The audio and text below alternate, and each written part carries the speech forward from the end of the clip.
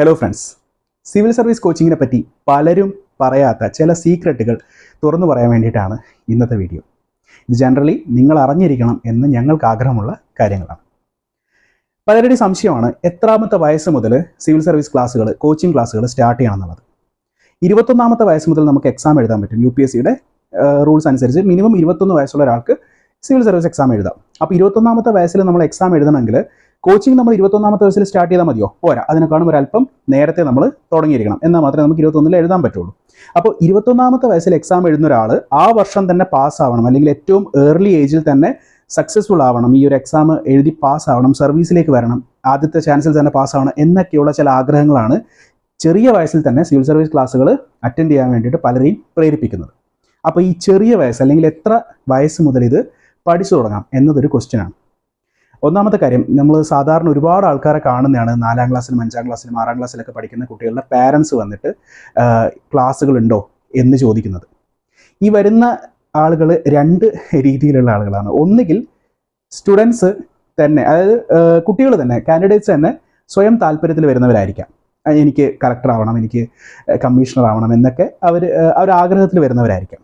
ഇവരുടെ ഈ ആഗ്രഹം കൂടുതലായിട്ടും ഉണ്ടാവാനുള്ള റീസൺ ഒന്ന് മൂവീസും അതുപോലെ തന്നെ സോഷ്യൽ മീഡിയാസും, പിന്നെ അവർ നേരിട്ട് കാണുന്ന ചില ഓഫീസേഴ്സൊക്കെ ആയിരിക്കാം. അതൊക്കെ കണ്ടിട്ടുള്ള ഇൻസ്പിറേഷൻ ആയിരിക്കാം അവർക്ക് ഈ ഒരു ഫീൽഡിലേക്ക് വരണം എന്ന ആഗ്രഹത്തിൽ വരുന്നവർ. രണ്ടാമത്തെ ഒരു കാറ്റഗറി എന്ന് പറയുന്നത് പാരൻസിൻ്റെ നിർബന്ധത്തിന് വഴങ്ങിയിട്ട്. കാരണം സിവിൽ സർവീസ് എന്താണെന്നോ IAS എന്താണെന്നോ IASന്റെ ഫുൾ ഫോം പോലും അറിയാത്ത കുട്ടികളായിരിക്കാം. പക്ഷേ പാരൻസിൻ്റെ ആഗ്രഹം അവർ കുട്ടികളിലേക്ക് ഇൻഫ്യൂസ് ചെയ്തിട്ട് പാരൻസ് ആയിരിക്കാം കൂടുതലും ഈ കോച്ചിങ് ഫീൽഡിലേക്ക് കുട്ടികളെ തള്ളിവിടുന്നത്. പക്ഷേ ഈ രണ്ട് കാറ്റഗറിയുള്ള ആളുകളും സ്കൂൾ ലെവലിൽ ഈ കോച്ചിങ് ഫീൽഡിലേക്ക് വരുന്നത് അഡ്വൈസബിൾ ആയിട്ടുള്ളൊരു കാര്യമല്ല. കാരണം ഈ എക്സാമിൻ്റെ ബേസിക് ആയിട്ടുള്ള കാര്യങ്ങൾ എന്ന് പറയുന്നത് സ്കൂൾ കരിക്കുലത്തിൻ്റെ അതേ സിലബസ് തന്നെയാണ്. ഓൾറെഡി നിങ്ങൾ സ്കൂളിൽ പഠിക്കുന്ന കാര്യങ്ങൾ തന്നെയാണ് ശരിക്കും ഈ എക്സാമിൻ്റെ ബേസ് ആയിട്ടുള്ള കാര്യങ്ങൾ. ഒരു 10ാം ക്ലാസ് വരെ, 10th സ്റ്റാൻഡേർഡ് വരെയൊക്കെ നിങ്ങൾ പഠിക്കുന്നത്. ഇപ്പോൾ നിങ്ങൾ സ്റ്റേറ്റ് സിലബസ് ആണെങ്കിലും ശരി, NCERT ആണെങ്കിലും ശരി, ഏത് സിലബസിലാണ്, CBSE ആണ് പഠിക്കുന്നതെങ്കിലും ശരി, ഏത് സിലബസിലാണെങ്കിലും നിങ്ങൾ സ്കൂളിൽ പഠിക്കുന്ന കാര്യങ്ങൾ തന്നെയാണ് സിവിൽ സർവീസിൻ്റെ ബേസ് എന്ന് പറയുന്നത്. സ്കൂളിൽ ഓൾറെഡി പഠിക്കുന്നതിൻ്റെ കൂടെ പിന്നെ എക്സ്ട്രാ ആയിട്ടൊരു കോച്ചിങ്ങിൻ്റെ ആവശ്യം വരുന്നില്ല. പലപ്പോഴും കോച്ചിങ് അക്കാഡമീസ് ഈ കുട്ടികളുടെ ഈ ചെറിയ മനസ്സിലുള്ള ഈ ഒരു ആഗ്രഹത്തിനെ, അല്ലെങ്കിൽ പാരൻസിൻ്റെ മനസ്സിലുള്ള ഒരാഗ്രഹത്തിനെയാണ് ചൂഷണം ചെയ്യുന്നത്.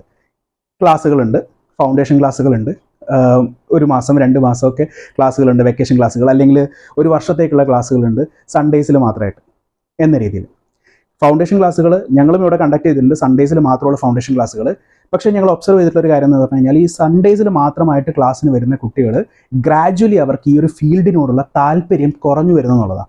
കാരണം തിങ്കൾ മുതൽ ശനി വരെ സ്കൂളിലെയോ കോളേജിലെയോ ക്ലാസ്സുകൾ അറ്റൻഡ് ചെയ്തതിന് ശേഷമായിരിക്കാം അവർ ഒരു സൺഡേ ലീവ് കിട്ടുന്ന ദിവസമായിരിക്കാം അവർ ഈ ക്ലാസ്സിന് വേണ്ടിയിട്ട് വരുന്നത്. അപ്പോൾ എത്ര താല്പര്യമുള്ള ആളാണെങ്കിലും ശരി, കണ്ടിന്യൂസ് ആയിട്ട് സൺഡേസിൽ ഇങ്ങനെ വരുന്ന സമയത്ത് ചിലപ്പോൾ താല്പര്യം കുറഞ്ഞു വന്നിരിക്കാം. അല്ലെങ്കിൽ ചിലപ്പോൾ ഇവരുടെ സ്കൂളിലുള്ള, അല്ലെങ്കിൽ കോളേജിൽ സ്കൂൾ ലെവലിലുള്ള എക്സാമുകളൊക്കെ വരുന്ന സമയത്ത്, ഈ മിഡ് ടേം എക്സാം അല്ലെങ്കിൽ ക്ലാസ് ടെസ്റ്റുകളൊക്കെ വരുന്ന സമയത്ത് ചില സൺഡേസിൽ ഇവർ ക്ലാസ്സുകൾ സ്കിപ്പ് ചെയ്യും. വല്ല അസൈൻമെൻറ്റോ അങ്ങനെയുള്ള പ്രൊജക്റ്റോ അങ്ങനെയുള്ള കാര്യങ്ങളൊക്കെ വരുന്ന സമയത്ത് ഈ സൺഡേയിൽ ക്ലാസ് സ്കിപ്പ് ചെയ്യും. അങ്ങനെ ഒരു ക്ലാസ് സ്കിപ്പ് ചെയ്ത് കഴിഞ്ഞാൽ പിന്നെ അങ്ങോട്ടേക്ക് ഇവർക്ക് കണക്ഷൻ കിട്ടാൻ ബുദ്ധിമുട്ടായിരിക്കും.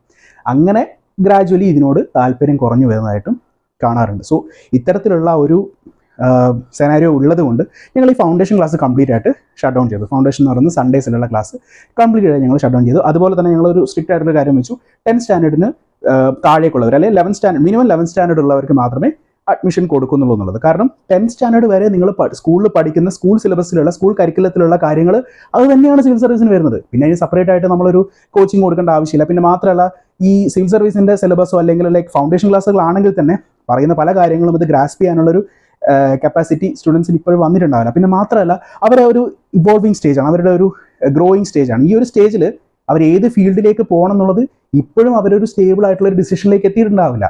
വളരെ വോളട്ടൈൽ ആയിട്ടുള്ള, വളരെ ചേഞ്ചിങ് ആയിട്ടുള്ള ഒരു ടൈമാണിത്.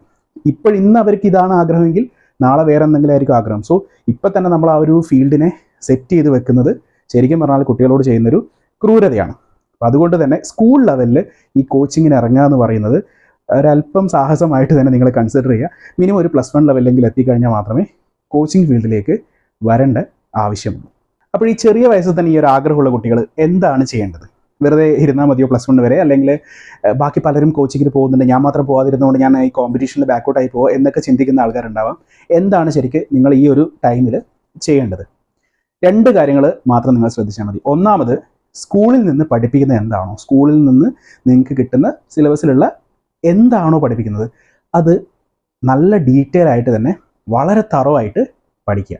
മേ ബി കുറച്ച് എക്സ്ട്രാ റീഡിങ് കൂടി അതിൻ്റെ കൂടെ ഉൾപ്പെടുത്തുക. എന്താണോ സ്കൂളിൽ നിന്ന് പഠിപ്പിക്കുന്നത് അതിൻ്റെ ബിയോണ്ട് ദാറ്റ് ഒരല്പം കൂടി ആ പഠിപ്പിക്കുന്ന കാര്യം എന്താണോ അതൊരല്പം കൂടി നന്നായിട്ട് പഠിക്കുക. എന്നുവെച്ചാൽ നിങ്ങളായിരിക്കണം ആ ഒരു സബ്ജക്റ്റ്, ആ ഒരു സ്കൂളിലെ ടോപ്പർ എന്നുള്ള രീതിയിൽ തന്നെ നിങ്ങളത് അത്രയും ഡീറ്റെയിൽ ആയിട്ട് നന്നായിട്ട് പഠിക്കുക എന്നുള്ളതാണ് ഒരു കാര്യം നിങ്ങൾ ചെയ്യേണ്ടത്.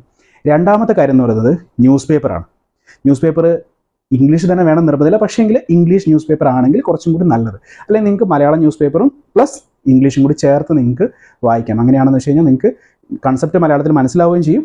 ഇംഗ്ലീഷ് ന്യൂസ് പേപ്പർ വായിക്കുന്ന സമയത്ത് അതിൻ്റെ ഒരു ലൈക്ക് വേർഡ്സുകൾ, വൊക്കാബുലറീസ് നിങ്ങൾക്ക് ഇമ്പ്രൂവ് ചെയ്യാനും ആ ഒരു ന്യൂസ് പേപ്പർ റീഡിങ് ഹാബിറ്റ് നിങ്ങൾക്ക് വളർത്തിയെടുക്കാനും പറ്റും.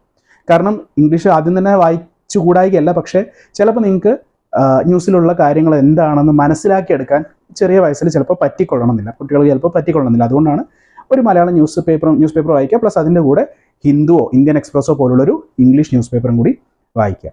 പിന്നെ ബാക്കി ചുറ്റും നടക്കുന്ന കാര്യങ്ങളോട്, അതായത് പൊതുവേ നടക്കുന്ന കാര്യങ്ങൾ എന്താണെന്ന് വ്യക്തമായി അറിഞ്ഞിരിക്കും. ഇപ്പോൾ കഴിഞ്ഞ ലോക്സഭാ ഇലക്ഷൻ, എന്താണ് ലോക്സഭാ ഇലക്ഷൻ, എങ്ങനെയാണ് ഇലക്ഷൻ നടക്കുന്നത്, ആ ലോക്സഭാ ഇലക്ഷനിൽ ഇത്ര ഭൂരിപക്ഷം കിട്ടിയാലാണ് ഗവൺമെൻറ് ഫോം ചെയ്യുന്നത്, അങ്ങനെ ഉള്ള വളരെ ജനറലായിട്ട് നമ്മുടെ നാട്ടിൽ നടക്കുന്ന കുറച്ച് കാര്യങ്ങളുണ്ടല്ലോ, ആ കാര്യങ്ങളെ പറ്റിയിട്ട് വ്യക്തമായിട്ടൊരു ധാരണ ഉണ്ടായിരിക്കാം. എന്ന് വെച്ചാൽ നമുക്ക് നാഷണൽ ഇൻ്റർനാഷണൽ ഇമ്പോർട്ടൻസ് ഉള്ള കാര്യങ്ങൾ, അല്ലാതെ ഈ പറഞ്ഞ ചെറിയ ചെറിയ പെറ്റി ന്യൂസുകൾ, അങ്ങനെയുള്ള ന്യൂസുകളൊന്നും നമ്മൾ ശ്രദ്ധിക്കേണ്ട ആവശ്യമില്ല. നമുക്ക് റിലവൻ്റ് ആണെന്ന് തോന്നുന്ന എക്സാമിന്, അല്ലെങ്കിൽ ലൈക്ക് ഒരു ഓഫീസർക്ക് റിലവൻ്റ് ആണെന്ന് തോന്നുന്ന രീതിയിലുള്ള ന്യൂസുകൾ അതെന്താണെന്നുള്ളത് ജസ്റ്റ് ഒന്ന് വായിച്ച് അത് മനസ്സിലാക്കി വെക്കുക. അപ്പോൾ ആ ന്യൂസ് പേപ്പർ റീഡിങ് ഹാബിറ്റ് നിങ്ങൾ ഇപ്പം തന്നെ ഫോം ചെയ്യുക, അതങ്ങനെ കണ്ടിന്യൂ ചെയ്ത് പോവുക. ഈ 2 കാര്യങ്ങൾ മാത്രം ചെയ്താൽ മതി നിങ്ങളൊരു 10th സ്റ്റാൻഡേർഡ് വരെ. അല്ലാതെ വേറെ ഇപ്പോൾ വലിയ കാര്യങ്ങളൊന്നും ഇതിലേക്ക് ഇറങ്ങി ചെയ്യാൻ പ്രത്യേകിച്ചൊന്നുമില്ല. കാരണം സിവിൽ സർവീസ് എക്സാം എന്ന് പറയുന്നത് അത് ലൈക്ക് വലിയ നോളജിൻ്റെ ഒരു ടെസ്റ്റിംഗ് ഒന്നുമല്ല.